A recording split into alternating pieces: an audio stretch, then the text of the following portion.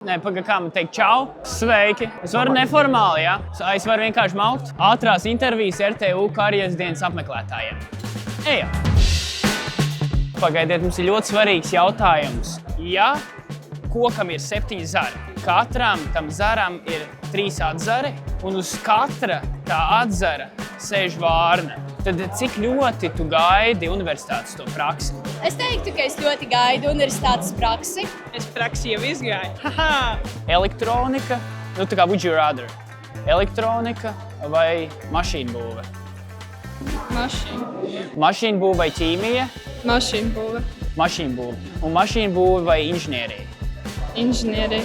Bum! Pareiza atbilde. Skaties konfekti. Paldies. Jūs runājat latviski?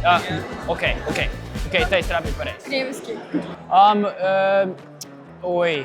Tātad, ja tu būtu džungļu karalis, tu taisītu savu troni no finiera vai no saplākšņa?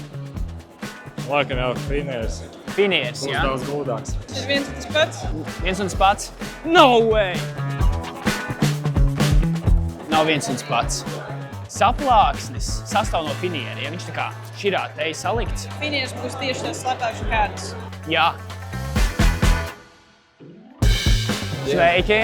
Tad tev jānosauc ir īpašības labās uz tiem burtiem, kurus es saukšu. F. Fantastisks. I. Izcils. Izcils, ok. N. Nepārspējams.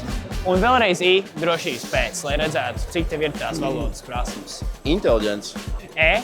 Enerģisks. Enerģis ir ļoti laba īpašība. R. Radošs. Atkal I. Īpašs. Saulains. Jā, tas mums der. Balva. Viss gross. Paņem nu vismaz pāris. Nu tāda sauliņa. Jā, Četri izcili. lapas cipras, jā.